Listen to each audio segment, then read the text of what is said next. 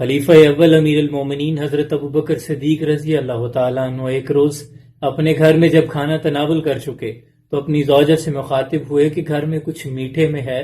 تو اس پر زوجہ نے نہیں میں سر ہلایا کہ حضور میٹھے میں تو کچھ نہیں آتا۔ آپ چلے گئے۔ کچھ روز کے بعد ایک ہفتہ گزرا، روایت میں آتا ہے 7-8 دن کے بعد آپ کھانے پر بیٹھے تو آپ کی زوجہ نے آپ کے لیے تھوڑا سا حلوہ پیش کیا۔ آپ نے پہلے تو تناول فرمایا، بیگم کا شکریہ ادا کیا اور دوبارہ حیرت سے پوچھا کہ آپ نے کہا تھا کہ میٹھے میں بیت المال سے کچھ نہیں آتا، تو پھر یہ حلوہ کہاں سے آیا؟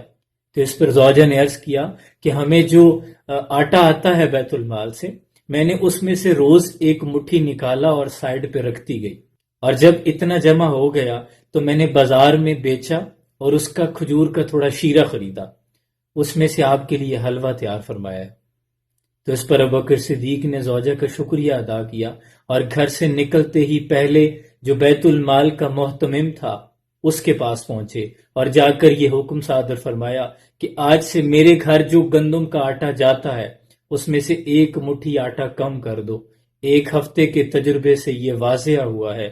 کہ میرا گزارا ایک مٹھی کم آٹے میں بھی ہو جاتا ہے۔ ایک روز سرور کائنات حضور اکرم صلی اللہ علیہ وآلہ وسلم ممبر رسول پر بیٹھ کر جب یہ ارشاد فرما رہے تھے، بخاری شریف کی روایت 3666 نمبر،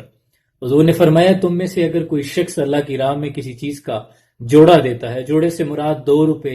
2 کپڑے یا 2 گھوڑے، تو قیامت کے روز جنت کے دروازے میں سے اسے یوں مخاطب کیا جائے گا کہ اے بندے ٹھہرو، اس طرف سے آؤ۔ پھر حضور نے فرمایا کہ جب مجاہد آئیں گے تو جنت کا ایک دروازہ کھلے گا، روزے دار آئیں گے تو باب ریان کھلے گا،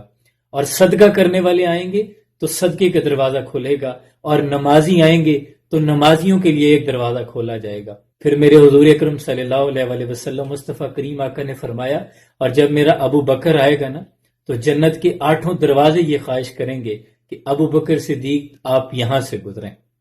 سارے دروازے کھول دیے جائیں گے۔ یہ شان ہے حضرت ابو بکر صدیق رضی اللہ تعالیٰ عنہ کی۔